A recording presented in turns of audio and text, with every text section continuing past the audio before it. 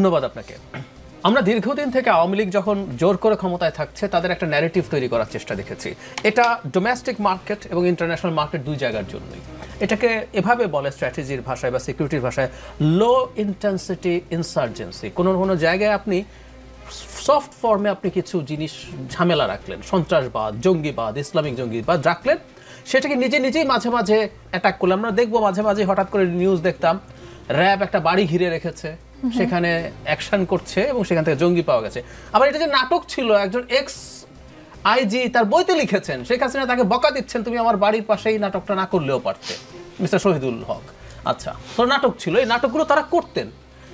সব লোকজনকে বসিয়ে উনি জানেনও না কি লিখতে হবে বইতে। যাই হোক, তো আপনি দেখানোর চেষ্টা কি ছিল যে দেশে আমি যদি ক্ষমতায় না থাকি তাহলে জঙ্গিবাদ, তারপরে ইসলামী মৌলবাদ এগুলো এমন মাথা চাড়া দেবে যে এই দেশটা পুরো জিহাদিস্টদের হাতে চলে যাবে। এতে দুটো লাভ, দেশের মধ্যেও সবাই তো মনে করেন না যে দেশে এই ধরনের শাসন কায়েম হওয়া দরকার। তারা তখন বিশেষ করে আমি যাদের সোশ্যাল ক্যাপিটাল বেশি, এডুকেটেড মিডল ক্লাসদের একটা বড় অংশ ভয় পেয়ে যায়। ঠিক আছে বাবা, তুমিই থাকো, যেমন ইচ্ছা তেমনি থাকো, আমার ওটা না আসলেই চলে। এটার আবার গ্লোবাল অডিয়েন্স আছে এবং এই ন্যারেটিভটা India tried its best to sell. America যখনই বাংলাদেশের নির্বাচন নিয়ে কথা বলার চেষ্টা করেছে, আমরা ইন্ডিয়ান লোকজন, তাদের থিঙ্ক ট্যাঙ্কের লোকজনের ন্যারেটিভ কি ছিল? তারা অস্বীকার করছে না শেখ হাসিনা ডিকটেটর, নির্বাচন নিয়ে প্রশ্ন আছে অস্বীকার করছে না, করাপশন আছে অস্বীকার করছে না, কিন্তু বলছে ওকে যে সরানোর সাথে সাথে এই দেশটা এরকম এক্সট্রিমিস্ট একটা দেশে পরিণত হবে।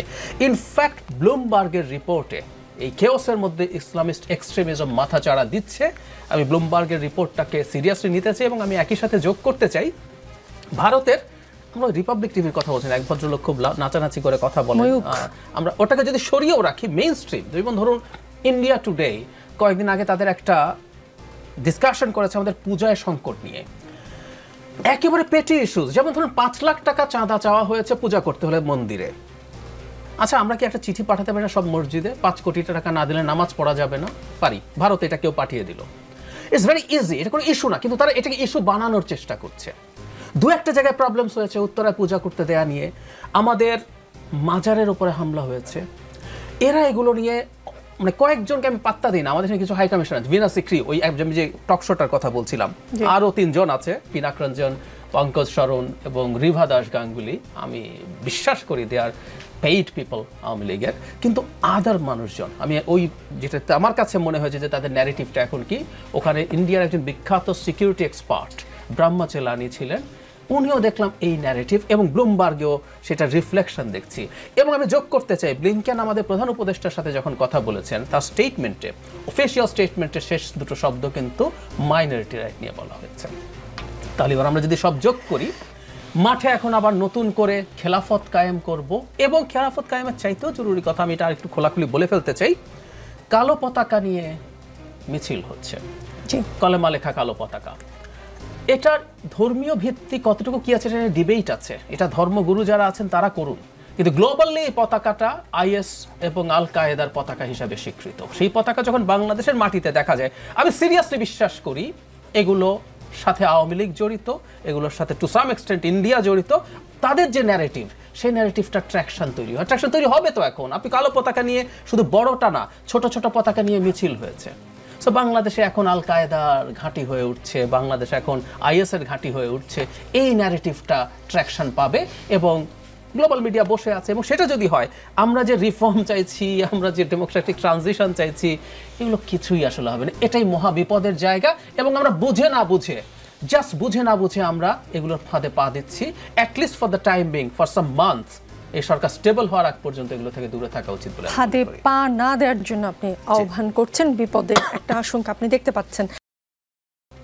দেখেন, প্রশ্ন যারা করছে, প্রশ্ন যারা করবে, তারা প্রশ্ন করতেই থাকবে, অর্থাৎ ইরেসপেক্টিভ অফ লজিক অর ইললজিক, তারা প্রশ্ন করতেই থাকবে আমাদেরকে।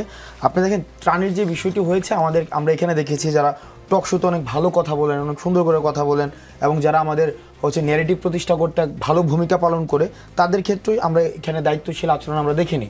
সোশ্যাল মিডিয়াতে বিভিন্ন অপপ্রচার যেগুলো হয়েছে আমরা দেখেছি, সেগুলোর উপর ভিত্তি করে তারাও দেখেছি যে এই ত্রাণ কার্যক্রমে যে অবহেলা হয়েছে, এই বিষয়গুলো নিয়ে কথাবার্তা বলেছে। যেমন বলা হয়েছে যে আমরা ত্রাণের হিসাব নাকি যথাযথভাবে দেইনি। আমরা স্পষ্ট বারবার করেছি, আমরা দেখেন মনে হয় না কোনো কার্যক্রমে এভাবে প্রত্যেক ঘন্টায় ঘন্টায় মানুষের সামনে উপস্থাপন করা হয় যে 6টা থেকে 8টা পর্যন্ত কয় টাকা উঠেছে, 8টা থেকে 10টা পর্যন্ত কয় টাকা উঠেছে। একটা বিষয় খুবই স্পষ্ট করা উচিত, আমরা যদি মানে টাকা যদি কোনো ধরনের মানে তসরুফ করতেই হতো তাহলে সরকারের সাথে আমরা যখন আন্দোলনটা চলছিল সরকারের সাথে কিন্তু তখনই আমরা নেগোসিয়েশনে যেতে পারতাম এবং বিভিন্ন সময় কিন্তু আমাদেরকে অফারও করা হয়েছিল। আমরা তখনই সরকারের সাথে কোনো ধরনের নেগোসিয়েশনে যাইনি। আর সেই জায়গায় ত্রাণের কার্যক্রম যেখানে বাংলাদেশের 20 কোটি মানুষ প্রতিনিয়ত ব্যাপারটি দেখছে এবং আমাদের ইউনিটির একটা হচ্ছে আমাদের ন্যাশনাল ইউনিটির ক্রাইসিস মোমেন্টের ন্যাশনাল ইউনিটির একটা বাস্তব প্রতিফলন ঘটেছিল টিএসসিতে, সেই জায়গায় 20 কোটি মানুষকে সাক্ষী রেখে আমরা 11 কোটি টাকা হচ্ছে মেরে দিব, এই বিষয়টি যেমন মানে এটা একটা বাস্তবতা বিবর্জিত একটি বিষয়। যেমন ত্রাণের বিষয়ে বলা হয়েছিল যে আমি ত্রাণের টাকা নিয়ে সুইজারল্যান্ডে ঘুরতে গিয়েছি, বরং এই ছবিটি ছিল 2020 সালের। 2020 সালে আমি নিজের অর্থে আমার নিজের টাকা এবং সোশ্যাল মিডিয়াতে বা বিভিন্ন জায়গায় আমাকে উপস্থাপন করা হয় এমনভাবে যে মানে একদম টাকা পয়সা নাই, গরিব মানুষ, একদম একটা টি শার্ট পরে হয়। তো সেই জায়গায় হচ্ছে কি আমরা এখানে যারা যারা আন্দোলন করতে এসেছি আমাদের প্রত্যেকেরই নিজস্ব একটি অবস্থান রয়েছে এবং বিষয়টি এমন আমাদের নিজস্ব পরিবার রয়েছে, আমাদের নিজস্ব ইনকাম সোর্স রয়েছে, আমার ব্যক্তিগত জায়গায় একটা ইনকাম সোর্স রয়েছে এবং ইনকাম সোর্স থেকে বাংলাদেশে ভালোভাবে বেঁচে থাকার জন্য যেই পরিমাণ ইনকাম প্রয়োজন এবং একটা ফ্যামিলি চালানো, নিজে বিজনেস করা, যেই পরিমাণ একদম বলা যায় first class citizen life lead করার মতো যে পরিমাণ ইনকাম প্রয়োজন সেই পরিমাণ ইনকাম আমি নিজেই করতে পারি। এখন দেখেন আমরা এবার দ্বিতীয় যে প্রশ্নটি এসেছে সেটা হচ্ছে ত্রাণের টাকা আমি ব্যাংকে কেন রাখবো। আমাদের টোটাল হচ্ছে ত্রাণ 11,61,00,000 টাকার মতো হচ্ছে আমাদের ত্রাণ সংগ্রহ হয়েছে, টাকা সংগ্রহ হয়েছে। এখন দেখেন এই টাকা আমি কার কাছে রাখবো, আমার নিজের কাছে না সার্জিসের কাছে নাকি হচ্ছে নাহিদের কাছে। এখন ব্যক্তিগত জায়গায় যদি আমি টাকাটা রাখতাম তখনই সেই জায়গায় প্রশ্ন হতো ত্রাণকে দিয়ে টাকাকে দিয়েছে ব্যক্তিগত জায়গায় রাখার জন্য। এই জায়গায় আমরা একটি সমন্বিত ফান্ড করেছি, ঢাকা বিশ্ববিদ্যালয়ের একজন শিক্ষক এবং 2 জন শিক্ষার্থী প্রতিনিধি নিয়ে আমরা একটি সমন্বিত একটি অ্যাকাউন্ট করে সেইখানে হচ্ছে আমরা টাকাটি রেখেছি, যাতে করে আর আরেকটা বিষয় কি আপনার যে কোনো দুর্যোগের 3টি পর্যায় থাকে, দুর্যোগ পূর্ববর্তী, দুর্যোগকালীন এবং দুর্যোগ পরবর্তী। এবং আমরা জানি দুর্যোগ পরবর্তী যে স্তরটি রয়েছে সেটি হচ্ছে সবচেয়ে বেশি ব্যয়বহুল। এখন আমরা যদি পুরো টাকাটাই শুধু চিরামুড়ি কিনে ব্যয় করে ফেলতাম, সেখানে দুর্যোগ পরবর্তী যেই ইনফ্রাস্ট্রাকচারাল ডেভেলপমেন্ট সেখানে কিন্তু আমাদের দেখা যেত সবচেয়ে বেশি যেখানে খরচ হয় আমাদের সেটা অ্যাসেস করার জন্য আমাদের টাইম নিতে হয়েছে। আর বৈষম্য বিরোধী ছাত্র আন্দোলন যেহেতু একটি নতুন প্ল্যাটফর্ম, আমাদের সেই পরিমাণ লজিস্টিক সাপোর্টও নেই, সেজন্য আমরা বইটা একটা এক্সপার্ট টিমের সাথে বসেছি এবং আমরা দেখেছি যদি আমরা ব্যক্তি উদ্যোগে সেখানে বিভিন্ন জায়গায় টাকাটা ডিস্ট্রিবিউট করতে যাই সেটা হচ্ছে একটা প্রবলেমের মধ্যে পড়বে যে কাকে কয় টাকা দেওয়া হবে, ফিল্ড অ্যাসেসমেন্টের স্বচ্ছতা আসবে কিনা। সেই জন্য আমরা পুরো টাকাটা মাত্র 20 দিন সময় লেগেছে, একদম পুরো টাকাটা আমরা যথাযথভাবে প্রত্যেক একটা টাকার আমরা হিসাব করে দিয়ে তারপর হচ্ছে পুরো টাকার মধ্যে 8 কোটি টাকা হচ্ছে আমরা দুর্যোগ ব্যবস্থাপনা যে আমাদের মন্ত্রণালয় রয়েছে সেখানে আমরা দিয়ে দিয়েছি। আর 1,91,00,000 টাকা হচ্ছে উত্তরবঙ্গের জন্য দেওয়া হয়েছে। সেখানে 1 টাকা কোনো ধরনের যদি ডিফল্ট কেউ দেখাতে পারে সেক্ষেত্রে আমরা বলেছি দেশের বিদ্যমান যে আইন রয়েছে সেই আইন অনুযায়ী হচ্ছে আমরা যে কোনো ধরনের শাস্তি আমরা মাথা পেতে নেব। দেখেন বৈষম্য বিরোধী ছাত্র আন্দোলনের প্রতিটি পদক্ষেপ নেই, শুধুমাত্র এমন না যে আমাদের 5ই আগস্টের পরে আমাদেরকে বিতর্কিত করার চেষ্টা করা হচ্ছে। আমাদের কিন্তু 5ই আগস্টের পূর্বে যখন আমরা আন্দোলনটি করছিলাম তখনই কিন্তু আমাদেরকে বিতর্কিত চেষ্টা করা হয়েছে। যেমন আমাদেরকে বলা হয়েছিল এটা আওয়ামী লীগের একটা পেইড একটা আন্দোলন, যাতে করে ভারতের সাথে যেই এখন বিভিন্ন সময় প্রবলেমগুলো হচ্ছে সেগুলো থেকে আমাদের কনসেন্ট্রেশন শিফট করার জন্য একটা কোটা সংস্কার আন্দোলন করা হয়েছে এবং সেটি নিয়ে কিন্তু এবং সেই আইডিয়াতে কিন্তু বিভিন্ন বুদ্ধিজীবী মহলও কিন্তু ফুয়েল করেছে। এখন দেখেন আমাদের এই যে আমাদের পিছনে বিভিন্নভাবে কোনো ধরনের সাপোর্টিং ডিটেইল ছাড়া, কোনো ধরনের প্রপার ডকুমেন্টেশন ছাড়া এই যে বিভিন্নভাবে ক্রিটিসিজমের যে চর্চাটি শুধুমাত্র এমন না যে 5ই আগস্টের পরে শুরু হয়েছে, এটি 5ই আগস্টের পূর্বে ছিল। এখন আমরা মানসিকভাবে প্রস্তুত এবং আমি বর্তমানে আমার যে রিয়েলাইজেশন হয়েছে 5ই আগস্টের পরে আমরা বাংলাদেশের প্রত্যেকটা মানুষ কালেকটিভলি, মোরালি, ইথিক্যালি আমরা করাপ্টেড এবং আমাদের মধ্যে একটা, কারণ আমরা ইতিহাসের বিভিন্ন স্তরে স্তরে প্রতারিত হয়েছি, ক্ষমতায় যারা ছিল প্রত্যেকের দ্বারা যেহেতু আমরা ইতিহাসের প্রত্যেকটা স্তরে স্তরে প্রতারিত হয়েছি, এই কারণে যারা এখন আবার বর্তমানে ক্ষমতায় এসছে বা ক্ষমতার সংস্পর্শে রয়েছে আমরা আসলে তাদেরকে বিশ্বাস করতে চাই না। এখন আমরা সেই জায়গা থেকে মানুষের কাছে যে আহ্বানটি জানাবো সেটা হচ্ছে যে আমাদেরকে সময় দিতে হবে এবং আমাদের কাজের কনস্ট্রাকটিভ ক্রিটিসিজমকে আমরা ওয়েলকাম জানাবো এবং আমরা আশা করব বস্তুনিষ্ঠ এবং নির্মোহ ক্রিটিসিজমের মধ্য দিয়ে যেন কাজটাকে প্রপারলি হয় এবং আমরা রাষ্ট্র গঠনের যেই কাজটি আমরা ভলেন্টারিলি করে যাচ্ছি সেটাকে আমাদেরকে সহযোগিতা করতে হবে। খুব স্বাভাবিক হাসনাত আব্দুল্লাহ, কোনো ঘৃণা, হিংসা, বিদ্বেষ ছড়িয়ে কখনোই এই রাষ্ট্র গঠন করা বা রাষ্ট্র সংস্কার করা সম্ভব নয়। যেটা ডাক্তার জাহেদ বলছিলেন, আপনারা যেহেতু ছাত্রদের সাথে খুব ভালো কানেক্টেড, ডাক্তার জাহেদ কালো পতাকা মিছিলের কথা বলছেন, এগুলো আসলে কারা কেন করছে আপনার কোনো আইডিয়া আছে? দেখেন, আমরা যখন আন্দোলন বিশেষ করে 5ই আগস্টের পরে আমরা দেখেছি যে বিভিন্ন গ্রুপ বিভিন্ন জায়গা থেকে বিভিন্ন রাজনৈতিক, আমি প্রত্যেক দিন ফেস করি টিএসসিতে আমার হলে বা আমি যখন রাস্তায় চলাফেরা করি, বিভিন্ন রাজনৈতিক দল যাদেরকে আমরা গত 16 বছর দেখি নাই, তারা বিভিন্ন ইস্যু নিয়ে আমাদের কাছে দাবি নিয়ে আসে। এখন দেখেন, এই যে কালো পতাকা যেখানে হচ্ছে কালিমা লেখা, তাদের নির্দিষ্ট একটা এজেন্ডা রয়েছে এবং আমরা জানি যে কিছু কিছু সংগঠন তারা আইনগতভাবে নিষিদ্ধও রয়েছে। এখন তারা ভাবছে যেহেতু আমরা এতদিন পর্যন্ত কথা বলতে পারিনি, সুতরাং আমাদেরকে এখন কথা বলতে দিতে হবে এবং 16 বছরে আমরা যে আন্দোলনটি মানে আমরা যেহেতু এই ফেসিবাদ বিরোধী আন্দোলনে আমাদেরও হচ্ছে স্টেক রয়েছে, সুতরাং আমাদেরকে কথা বলতে দিতে হবে। এখন সেই জায়গা থেকে মানে জাহিদ ভাই যেটি বলেছিলেন যে আসলে ইন্টারন্যাশনাল পর্যায়ে যে দেখানোর জন্য যেটা একটা ফান্ডামেন্টালিস্ট স্টেটের দিকে হচ্ছে প্রতিনিয়ত ধাবমান হচ্ছে, এটা এই যে একটা ডেমনস্ট্রেশন ক্রিয়েট করার জন্য, সেটা আমি ব্যক্তিগতভাবে মনে করি এটা হচ্ছে আওয়ামী পেট্রোনাইজেশন। কারণ আমি যদি ওয়েস্টার্ন মিডিয়াতে এবং ইন্ডিয়ান মিডিয়াতে এটাকে প্রেজেন্ট করতে পারি যে এই আন্দোলনটা বেসিক্যালি হচ্ছে একটা হচ্ছে ফান্ডামেন্টালিস্ট যারা হচ্ছে ধর্মীয় উগ্রবাদী যে গোষ্ঠীটি রয়েছে, ধর্মীয় উগ্রবাদী গোষ্ঠীরাই হচ্ছে এই আন্দোলনকে নিয়ন্ত্রিত করেছে, তখনই হচ্ছে এই সরকারকে বিতর্কিত করা সহজ হবে।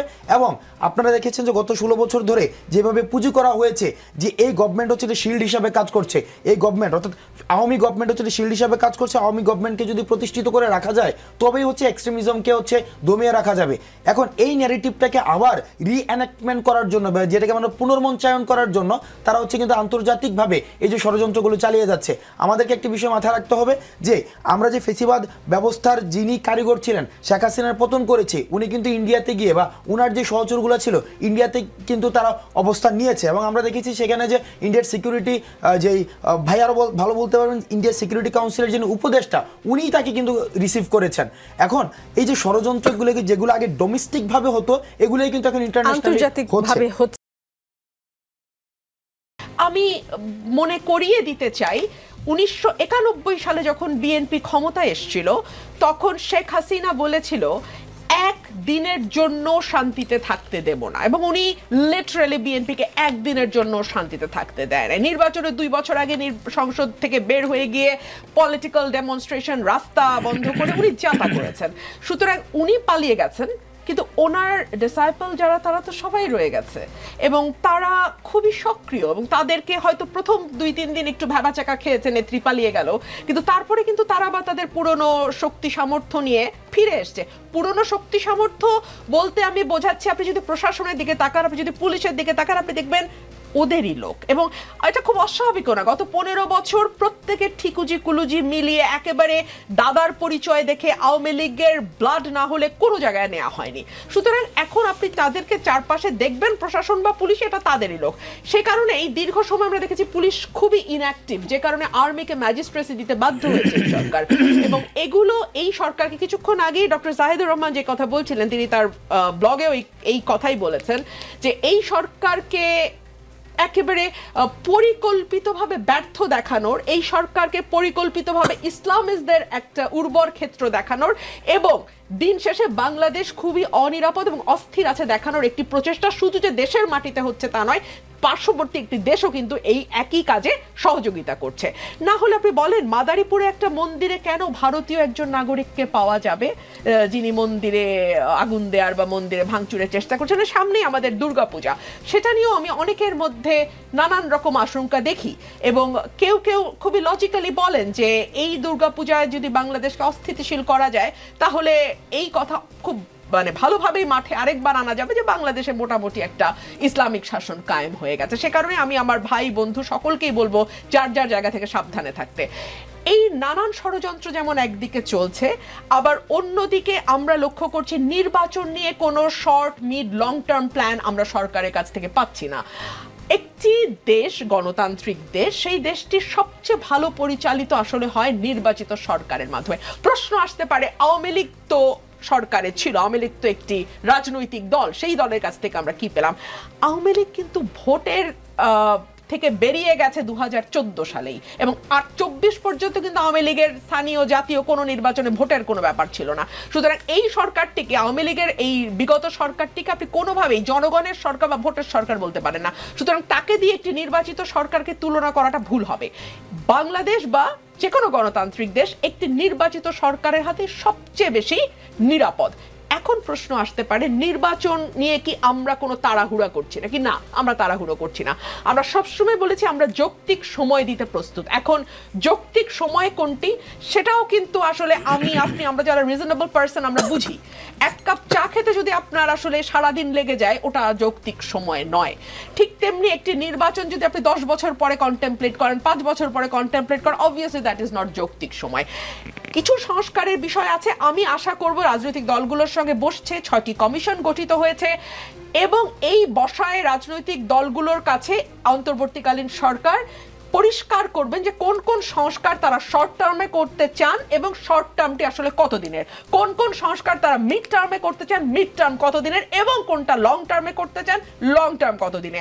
এরপরে রাজনৈতিক দলগুলো আসলে সকলে মিলে সিদ্ধান্ত নেবে কোন কোন সংস্কার এই সরকার দ্বারা হতে পারে, কোন কোন সংস্কার নির্বাচিত সরকার করবে। যতক্ষণ পর্যন্ত বাংলাদেশের মাটিতে নির্বাচিত সরকার দায়িত্ব না নেয়, ততদিন পর্যন্তই বিরাজনীতিকরণ বলেন, 1/11-এর একটি দুঃসহ সময় আমাদের পার করতে হয়েছে। এই ঘটনাগুলো তো আমরা দেখেছি। সুতরাং এক ধরনের শঙ্কা, এক ধরনের ভীতি রাজনীতিবিদদের মধ্যে কাজ করা কোনো ভুলও কিছু নয়। আর শেষ যে কথাটি আমি বলতে চাই, আদালত পাড়ায় আসলে আমি গেলে বুঝতে পারবো মামলাটি কি, আপনি বুঝবেন না, আপনার ওই জায়গায় আমাকে মানাবেন, ওখানে আপনি সবচেয়ে সঠিক ব্যক্তি। রাষ্ট্র পরিচালনাটাও আসলে রাজনৈতিক দলেরই কাজ দিন শেষে, কারণ তারা জানেন যে কাকে কিভাবে বলে কিভাবে কাজটা করাতে হয়। যেটা বারবার সমালোচনার মধ্যে আসছে যে এই সরকারটি মূলত এনজিও এবং যারা বিভিন্ন অফিসের সঙ্গে যুক্ত, ওইটুকুই তাদের এক্সপিরিয়েন্স, এবং ওইটুকুই চালানো দিয়ে আসলে রাষ্ট্র চালানোটা কঠিন হয়ে যাচ্ছে। আমরা দ্বিমত বা সমত কোনোটা না রেখেই বলতে চাই যে যার কাজ যেটা। সুতরাং আপনারা গণ অভ্যুত্থানের সরকার, আপনারা গণমানুষের সরকার, আপনারা আপনাদের অবস্থান একেবারেই ট্রান্সপারেন্ট রাখুন। কারণ কখনো আপনাদের তরফ থেকে 18 মাস আসবে, কখনো আসবে 12 মাস, কখনো বলা হবে সংস্কারের পরে, কখনো বলা হবে সংস্কার সহ 18। এই কথাগুলো না এক ধরনের ভীতি তৈরি করে, এক সরকারের ভেতরের অস্থিরতা যেমন প্রকাশ করে, একইভাবে আমরাও বুঝতে পারি না পলিটিক্যাল পার্টি হিসেবে কান্ট্রি কোথায় যাচ্ছে। দিন